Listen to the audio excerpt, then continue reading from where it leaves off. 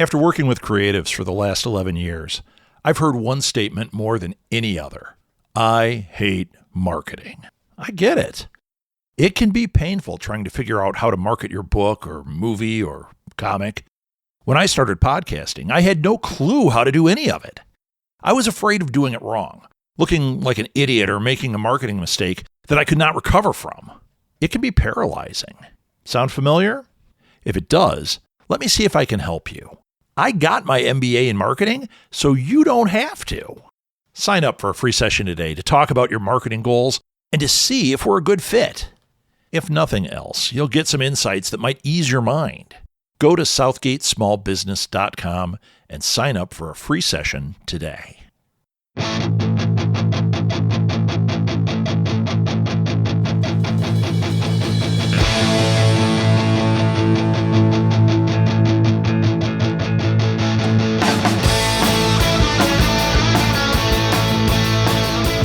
Welcome to Alley Chats. I'm your host, Rob Southgate. Alley Chats is a virtual artist alley featuring interviews with artists, filmmakers, podcasters, writers, really any creative person you might find at a pop culture convention. My goal is to help draw attention to cool people and to hopefully help them get some new fans. I want this podcast to raise up these amazing people and to inspire you, the listener, to chase your dreams as well. You can follow Alley Chats on Facebook and join the conversation. I'll add more social media in the future, but for now, that's the best place to interact with me. You can also email me directly if you would like to be a guest or have a guest suggestion. My email is rob@smgpods.com. Today's guest is Bram Stoker Award winner Jeff Strand. His novels are usually classified as horror, but really they're all over the place, almost always with a great big dose of humor. He's a guest at the Books and Brews event coming up this August 3rd in Evanston, Illinois. There's a link in the show notes if you want to check it out. Anyway, here's Jeff. So every time I start these, I say, I'm so excited to talk to so-and-so, blank, whatever. And it's always because I've never met them or I haven't talked to them in years. And Jeff and I actually know each other. I've talked to you more recently, like within the last year. We had a wonderful weekend together. That's going to sound bad, isn't it? No, well, we were skiing and holding hands the whole time, weren't we, Jeff? We can admit absolutely. it. Absolutely. So today I have Jeff Strand with me. I'm sorry, what, Jeff? The world should know. The world should know. We're there. I have Jeff Strand with me. I am really excited to talk to you because the last time I didn't get to interview you. I went to one of your panels and I asked you some questions, but that's all I got out of it, so this is a chance to kind of mix it up a little bit. I promise you, Jeff, as I've said before, I'll be gentle with you. So, so I have Jeff Strand. Jeff, tell people who you are, tell them a little background, and then we'll get into it. I am Jeff Strand. I've written a lot of books. My first book came out in 2000. I've done about 60 since then. Wow. Mostly horror with lots of humor in it. Some books that are just comedies. Some of my more recent books have been for kids, but I also do the, gory adult stuff at the same time. So if you ask people to describe me, they say, oh, he's the horror comedy guy. So I do a lot more than that, but that's what we'll go with as the quick answer. Okay. Well, it's funny because when I knew that you were going to be on Writer's Row, my first thought was going back to Freaky Briefs, where I'm like, I thought those were great stories. And I'm like, I thought of you. I never thought of you as the comedy horror guy. I thought of you as the horror guy who can be funny. So it's really funny that whatever your thing is that you had as an entry point, is the thing that you kind of know about people. So, and then actually we spent the whole time talking about Attack of the Killer Tomatoes. So I guess I should have gone, you're the comedy guy. So Jeff, let's start there, not with tomatoes, but let's start right now. What's your latest book that's out or coming out? The latest thing that just came out, and I had two books come out like within a week of each other, because one was self-published and one was big publisher, and that's just the way it worked out. So Technically, my most recent is a horror novel called Creep Out, which is my contribution to the evil ventriloquist dummy genre. It's a good And so genre. that was, it's a little bit, it's a horror novel. There's lots of humor in it. So it's on brand. It's a little bit more of a slow burn, creepy kind of thing than what I normally do. I'm usually more the in your face. So this is, I like to mix it up a little bit. But there's that. And then right before that, my middle grade horror novel, It Watches in the Dark, came out from Source Books. So and that is about two twins who are on a canoe trip with their father. There's an accident. He gets badly hurt. They end up in this very weird village where the villagers worship a giant scarecrow that is alive. Oh, fun. So that's a YA novel? Middle grade. So it's Middle grade. Wow. So how is that doing? Are you getting a lot of middle grade people showing up at things that you're at? not really. I actually haven't done that many events since it started. I've, my schedule this year is as busy as it is any other year, but it's all kind of compressed. So Okay. like from August through the end of October, it's just one thing after another. But the summer's been kind of quiet. Okay.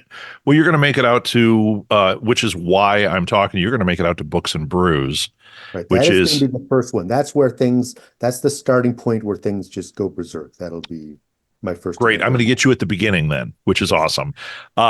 Just to plug it, it's Books and Brews. It's Double Clutch Brewing Company. There's going to be 40 authors there. I'm sorry, I'm jumping through. There are going to be 40 authors there. It's at Double Clutch Brewing Company, which is in Evanston, Illinois, on August 3rd. And Jeff is one of the people that you're going to be able to come and meet and buy his books and get signatures. And if you haven't met Jeff in person, he's a fantastic person to meet. You're going to really enjoy it. So come out and meet him, and yeah, and bring your ventriloquist dummy. I'm sure he's going to be thrilled. Oh, I'll sign any ventriloquist dummies people want to bring. So with Creep Out, with ventriloquist dummies, did you just like the genre, or are you creeped out by these things? I'm not really creeped out by them. It's a case of when I start a new horror novel, it's like, okay, what haven't I done before? And at this point, I'm been doing it long enough that it's harder and harder to think, okay, what haven't I done? I've done werewolves, vampires, zombies, serial killers, Lovecraftian horror, folk horror, all that. So it's like, okay, well, but I haven't done a doll book. So then I just sort of, okay, ventriloquist dummy, but that's been done. What can I do to mix that up? And so I thought, well, the standard ventriloquist dummy is the little girl's doll is alive and no one believes her. And one by one, it kills her babysitter, then it goes after her stepmother or Yeah, whatever. yeah. So I thought, Annabelle or okay. Talking Tina or any of those. So I thought, well, I'll just combine that with survival horror. So our hero Ezra basically inherits a ventriloquist dummy from his father when he dies, finds out it's alive very early on, but is trapped in a ravine with this evil dummy. So it's kind of single location survival horror mixed with the ventriloquist dummy genre. I love it, and I love the cover of the book. Yes, Uh, I'm sorry, who? Chad Lutsky. He's also Chad an author, Lutsky. but he does covers.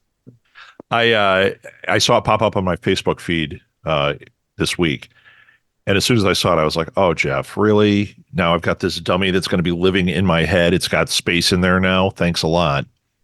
Yeah, that's a good one. Did you ever see any of those dummy movies like Magic? Oh yeah, I've seen all of them.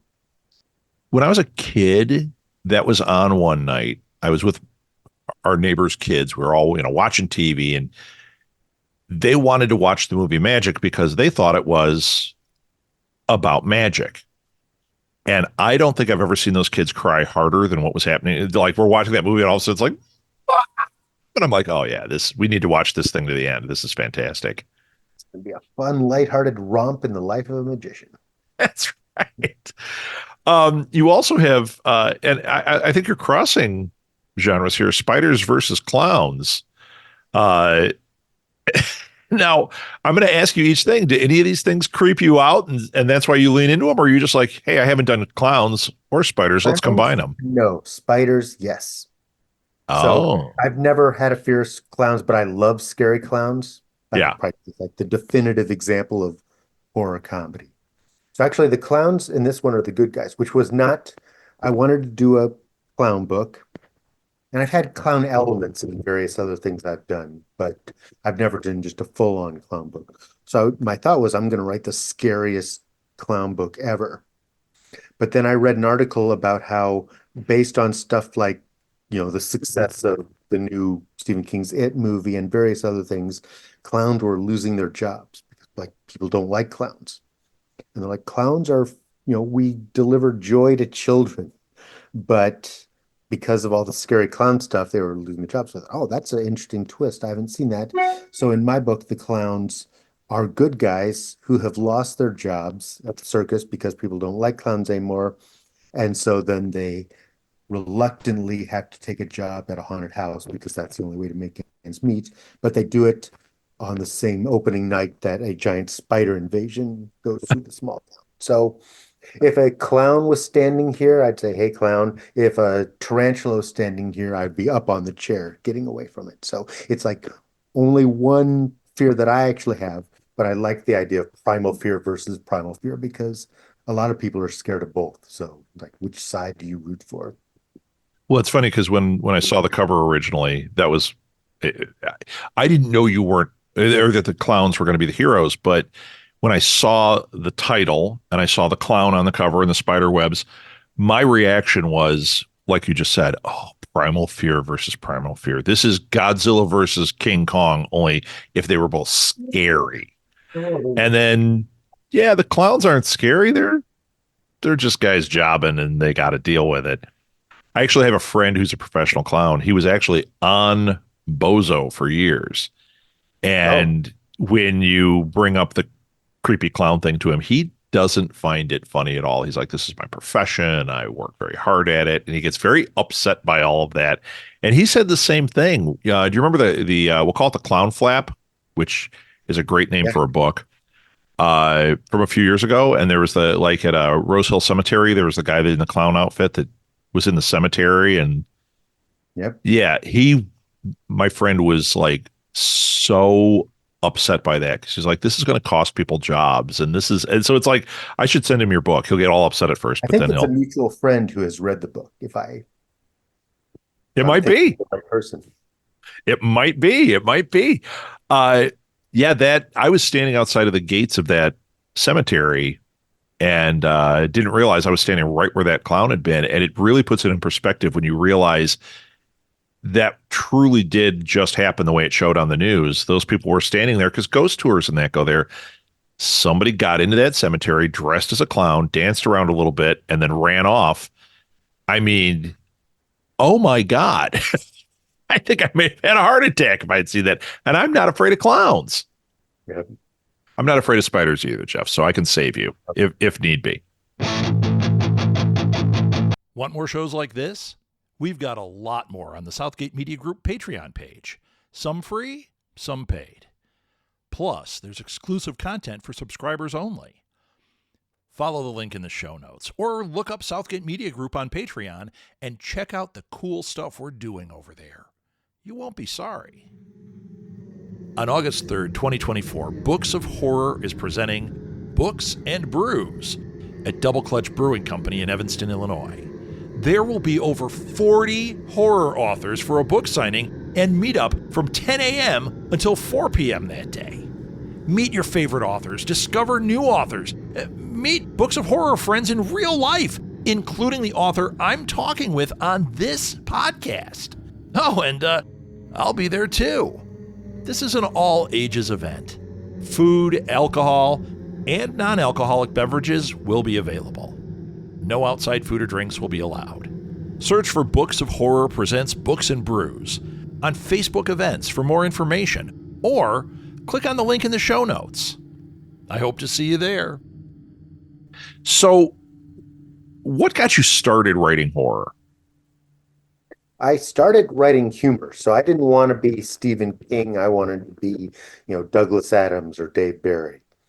So my first few books are just pure comedies, and I've kind of weaved back into that. Attack of the Killer Tomatoes is just pure comedy, and Yeah. I did a bunch of young adult books that are just comedy. But horror really became, I had a very mild interest in it, but I was too squeamish.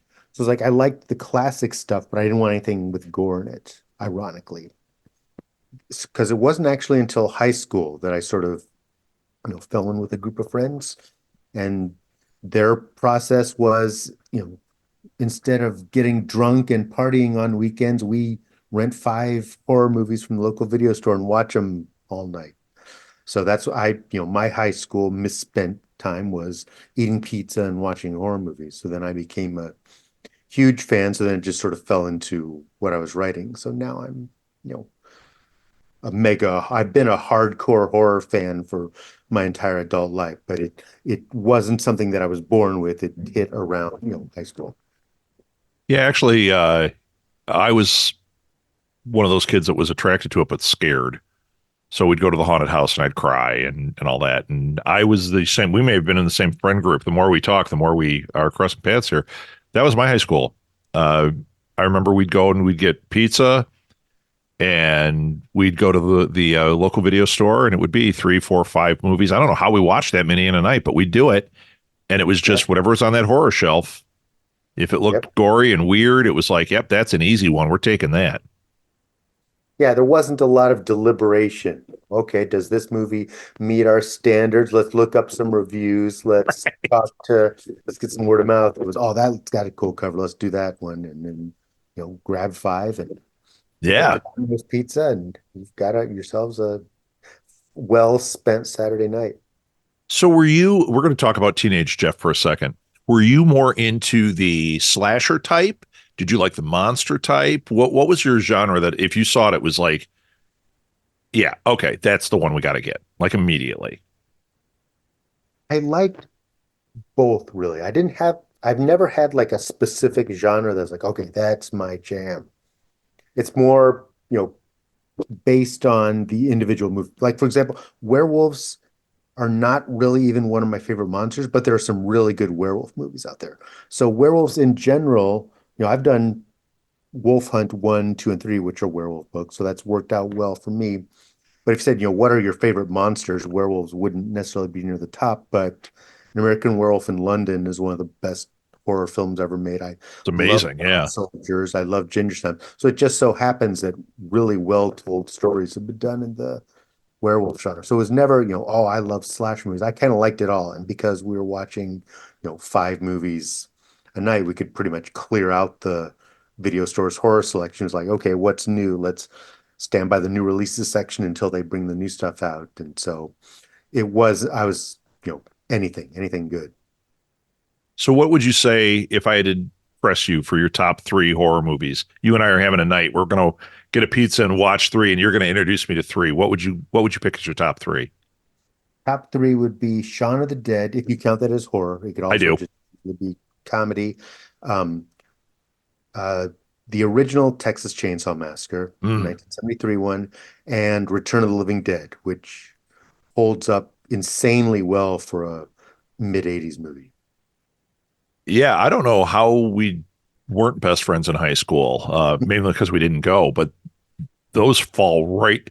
Return of the Living Dead is that one and Reanimator are the 2 that I talk about all the time as 2 of the greatest horror comedy movies of all time. Reanimator would be pretty high if we kept going. I got to Yeah, see Reanimator in the theater not that long ago, and it totally holds up. it does. It does. Well, I saw it on the original release, like the night it came out. We went in and saw it, and I remember walking out with my friend and just like wanting to shout from the rooftops, like, this is the greatest movie. Same thing happened with Return of the Living Dead, and the dead stuff wasn't popular then. So we're at school telling everybody about this movie. They're like, oh, stupid zombie movie. We're like, no, you don't understand. Plus, it had that punk soundtrack. Like it was amazing. It inspired all kinds of. It doesn't get enough credit. It's like Right. It was fast zombies before 28 Days Later. It's talking zombies. It's meta before Scream because it Yep. comes from the premise that Night of the Living Dead was a real movie that they changed around. It does all kinds of stuff. Brains came from Return of the Living Dead. That didn't exist in zombie lore before Return of the Dead. Now it's, an established part of it. So I get on the soapbox. Like, you have no understanding of how much Night of the Living or Return of the Living Dead has contributed to horror cinema. Well, it's funny. I remember reading an article about it, and it was Dan O'Banion made that, and he had worked with Romero, and the stuff in Return of the Living Dead is the stuff that he wanted put in, and Romero was like, "No, these are the lines of the coloring book that we've established." So he didn't want that stuff in there, and O'Banion was like, "Okay, I'm going to make a movie with all that stuff." And It that's throws what out he the made. rules, and it's amazing Yeah, and because then you watch something characters like know the rules. They're just the movie's breaking them. The Walking Dead, and there's so many things in it that you go, but that all came. And Walking Dead doesn't even say they're zombies; it's just an infection. But there's stuff in Walking Dead that I'd watch and go, well, that was the first time anybody saw that was Return of the Living Dead, you know. And Reanimator is the other one. To me, like, I had the poster, and it was almost the size of my ceiling in my room. The one that had the greatest tagline of any movie poster ever. Dr. Herbert West has a good head on his shoulders and one in the tray on his desk. I mean, is there anything better? I mean, I There's just not. used to love that. Love that. Well, those are great ones. And yeah, if you kept going, I'm sure you'd add Werewolf in London. I mean, these are touchstones. So yeah, I'm with you. Okay. Writing horror. You said you started in comedy. You liked writing comedy, and there is such a close connection. Do you see horror and comedy as being kind of the same thing, or what are your thoughts on that? They can be. It depends how you do it, and I try to mix it up. You can do it as comic relief, where it's a serious horror film, or sorry, serious horror book that just has moments of levity. But you can also do it as just, complete absurdism. There's a wide range. I don't think horror has to have humor in it. I don't think they're necessarily two sides of the same coin, but they do, if done well, they go together really well. I agree. I mean, you mentioned Shaun of the Dead. That is a pitch perfect film. Shaun of the Dead is one of the rare examples that it works. If you don't think it's funny at all, it works really well as a horror film. If you're not into the horror, it works really well as a comedy. It's one of those that gets both sides of the equation really well done. Yeah. So what do you think writing horror, since you started in comedy, moved into horror, what do you think that has taught you? I'm not sure it's necessarily taught me anything except that it is part of just my natural inclination. So if I was, forced to write a completely serious book, I could do it, but that's just not the way my mind works. I tend to go for the funny dialogue and more of the absurd situations, but I, change it up from books. So My Pretties has a lot of humor in it, but it's all down to earth humor, what these characters would actually say. It's just meant to be two kind of funny characters who are cast into a really nightmare situation. Whereas Clowns versus Spiders is a full-on horror comedy. It's just, the situation's insane, and I tried to make it as funny as possible throughout, while also putting a genuine thread in there. And so I kind of, Creep Out has humor because it's a evil ventriloquist dummy who sort of speaks in jokes, but I play that very seriously. Whereas I have a early novel called The Sinister Mr. Corpse, which plays everything for laughs. It's a zombie novel, but it's a full-on comedy. So I kind of mix it up, but it's really just my natural tendencies. I don't say, okay, this book needs to be really, really funny. I kind of start with the horror premise and then just the humor gets layered over it. Do you think that horror writers should read? I hate this question. I keep asking it because I think I'm looking for something, and maybe you'll have it, Jeff.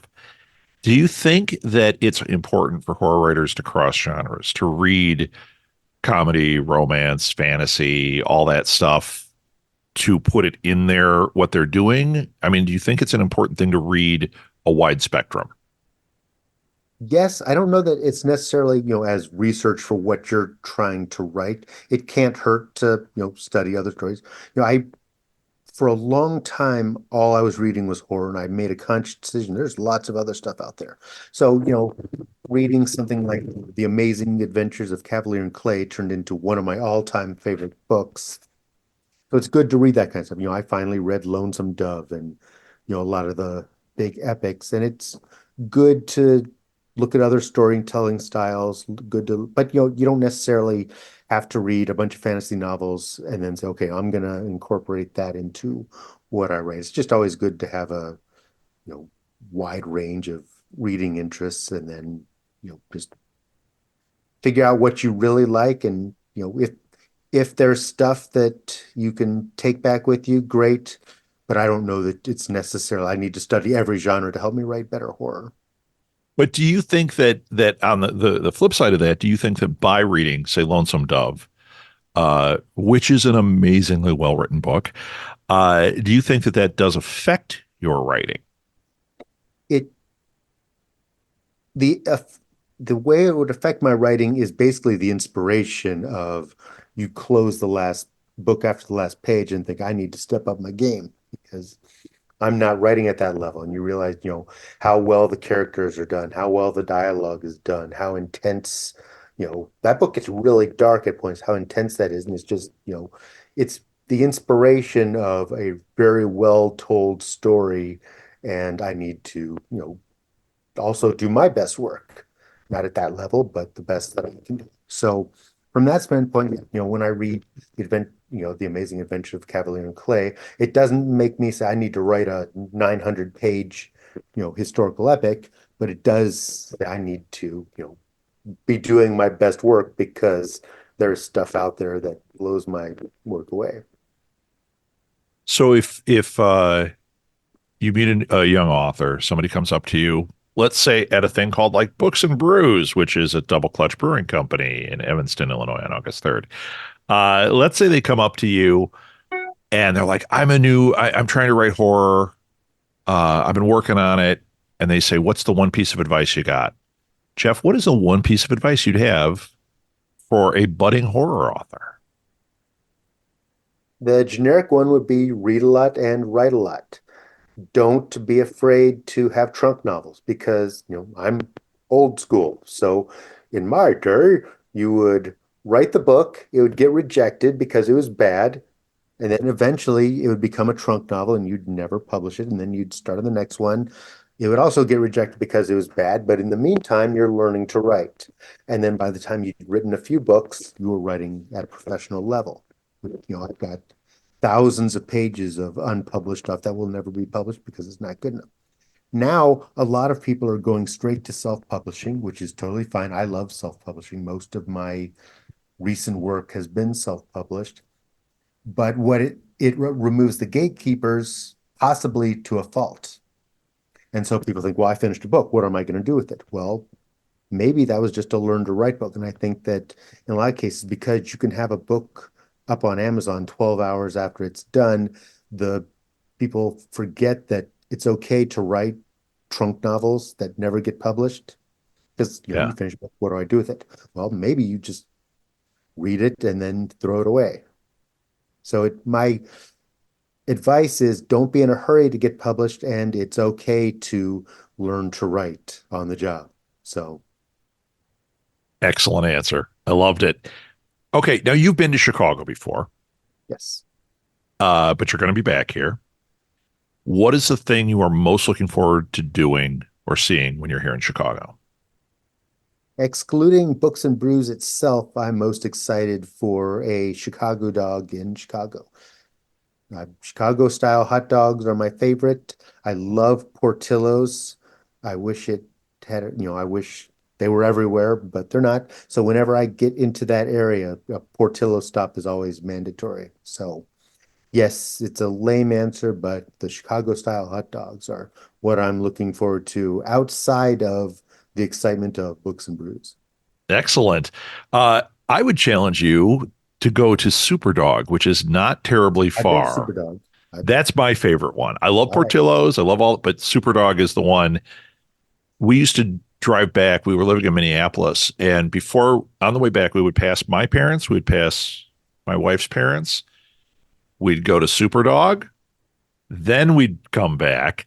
And typically, it was Foodapalooza. We would come back, we'd go to stop and see her parents, and we'd go to my parents, and they would already have a Lou Malnati's pizza hot and ready for us. So yeah, within a couple hours of hitting Chicago, we already had Superdog and a Lou Malnati's in us, because that's the way. That is the way.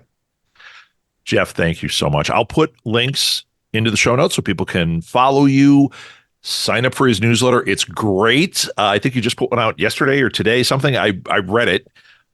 It's great. You have a great newsletter, Jeff. And buy his books. Come to Books and Brews. Get those books signed. Get selfies with Jeff. He'll sign anything. And just not a living tarantula. He does not want you bringing that. No. Leave the live tarantulas at home, but otherwise, we'll all go out for super dogs afterwards. Oh, now you're talking. Now you're talking. All right, Jeff, thank you so much. I really look forward to seeing you in August. All right. See you then. It would really help me out if you would rate and review this show on whatever platform you use to listen to this podcast. Good reviews help others find the show, which ultimately helps the people I've interviewed get more exposure. You can connect with me on social media or via email. All the links are found in the show notes. If you like this show, you'll like other shows from Southgate Media Group as well, such as Read Between the Lines, a podcast featuring insightful interviews with some of the hottest authors out there, or Go Fund This, a podcast where we interview people about their amazing crowdfunding projects. You can find our shows wherever you listen to podcasts, so give them a try. And if you like what you hear, don't forget to rate and review our shows. It really helps other people find them and keep our team inspired. Alley Chats is a production of Southgate Media Group, hosted, produced, and edited by me, Rob Southgate. Thanks again for listening to Alley Chats.